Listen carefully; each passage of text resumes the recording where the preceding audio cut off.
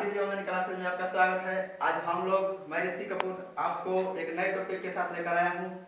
आज हम लोग गौतम बुद्ध के बारे में पढ़ेंगे। गौतम बुद्ध का जन्म 563 ईसा पूर्व में हुआ था। इनके माता का नाम माया देवी था, पिता का नाम सुद्धोधन था।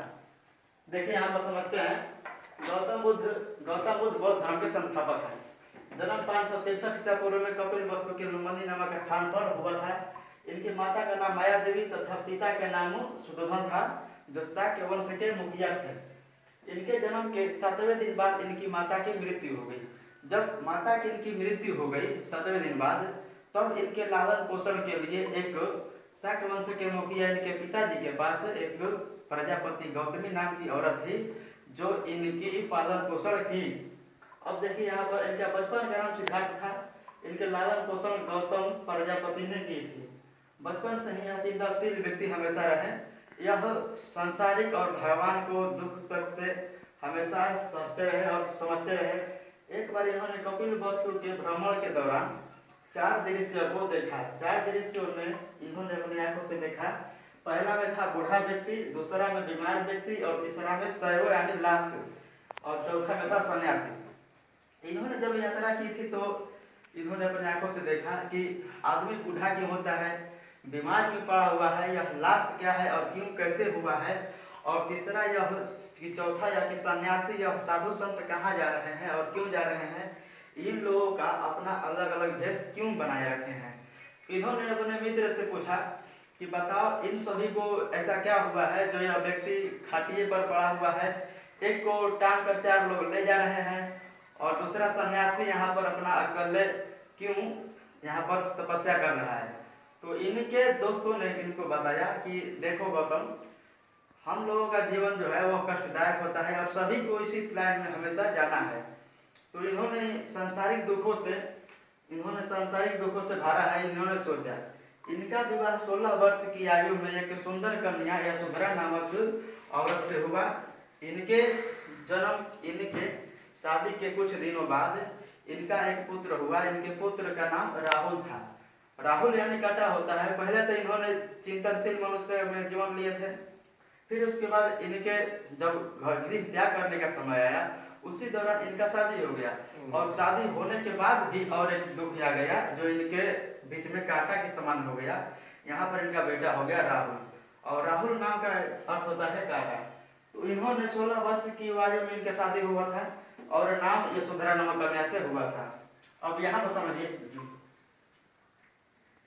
इन्होंने ज्ञान प्राप्ति के लिए 29 वर्ष की आयु में 29 वर्ष की आयु में अपना गृह त्याग कर दिया। अपना गृह त्याग कर दिए। इन्होंने 29 वर्ष की आयु में अपना गृह त्याग कर दिए। 29 वर्ष की गृह त्याग करने के उपरांत इन्होंने गुजरात के एक सबसे पहले इनका गुरु जो अलार कलाम थे, उनसे सांख्य दर्शन का ज्ञान प्राप्त किए। तो आपसे क्वेश्चन पूछेगा कि सांख्य सिद्धार्थ का ज्ञान किनसे गौतम बुद्ध ने प्राप्त किया था, तो अलार कलाम से। और अलार कलाम किनके प्रथम गुरु थे, तो गौतम बुद्ध के प्रथम गुरु अलार कलाम थे। प्रथम गुरु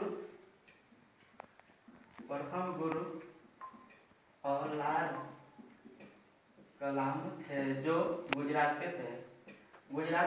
फिर इनके बाद इन्होंने एक और गुरु से शिक्षा लिया जिनका नाम था रुद्रक कुमार गुप्त से इन्होंने शिक्षा लिया।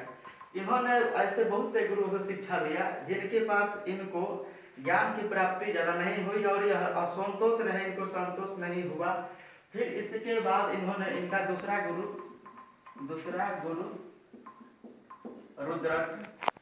रुद्रक कुमार गुप्त था। इन्होंने बहुत ऐसे गुरुओं से ज्ञान लिया जिनके बाद इनको ज्ञान की प्राप्ति नहीं हुआ। फिर इनके बाद इन्होंने सोचा कि अब कहीं दूसरे स्थान तक जाकर अपने ज्ञान की प्राप्ति की जाए तो अच्छा होगा। तो इनके बाद इन्होंने 6 वर्ष की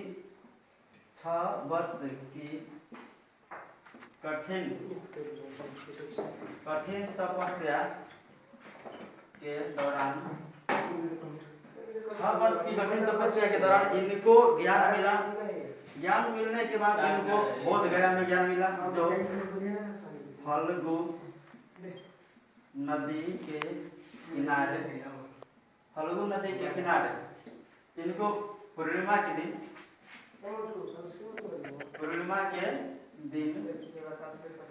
इनको 6 वर्ष की आयु में जब इन्होंने 6 वर्ष के जब कठिन तपस्या के बाद इन्होंने फल्गु नदी के किनारे पीपल वृक्ष के नीचे बुद्ध पूर्णिमा के दिन इनको ज्ञान मिला। जब से उनको ज्ञान मिला, ज्ञान प्राप्ति के बाद उनको बौद्ध कहा गया और उस स्थान से जहाँ पर उनको ज्ञान मिला था उनको बौद्ध गया कहा गया। तो क्वेश्चन पूछता है कि गौतम बुद्ध को ज्ञान की प्राप्ति कहाँ हुई थी? तो गौतम बुद्ध को ज्ञान की प्राप्ति बौद्ध गया में हुई थी, जो फल्गु नदी के किनारे और पीपल वृक्ष के नीचे है। इनके बाद इन्होंने अपना पहला उपदेश, जब इनको ज्ञान की प्राप्ति हो गई तब इन्होंने ठाना कि अब हमको अनेक राज्य और अनेक स्थानों तक जाकर अपने ज्ञान का चर्चा और अपने धर्म का चर्चा और लोगों को सांसारिक दुख भावनाओं से दूर करने के लिए उपदेश देना पड़ता है। तो उपदेश देने के लिए इन्होंने सबसे पहला अपना उपदेश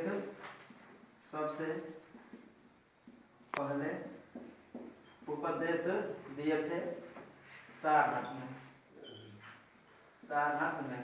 गौतम बुद्ध ने अपना सबसे पहला उपदेश सारनाथ में दिए थे। और यह किस भाषा में दिए थे? तो गौतम बुद्ध ने अपना सबसे पहला उपदेश सारनाथ में दिए थे, जो पाली भाषा में दिए थे। इनकी पहली उपदेश का भाषा पाली था, पाली भाषा में दिए थे, पाली भाषा में। इनके जो अनुयायी थे, जो प्रमुख अनुयायी थे, वह हर्यक वंश के संस्थापक बिंबिसार एवं उनका पुत्र अजातशत्रु के पुत्र उदयन था। तो इन्होंने सबसे पहले अपना उपदेश सारनाथ में दिया और सारनाथ के बाद इन्होंने उज्जैन तहतशिला और वैशाली बोध गया अनेक राज्यों में जाकर इन्होंने अपना उपदेश दिया। गौतम बुद्ध का जन्म 563 ईस्वी में हुआ था। और इसके बाद हम लोग कल अलग वीडियो लेकर आएंगे। आपका वीडियो में इतने तक की जानकारी हासिल हो गया। नमस्ते।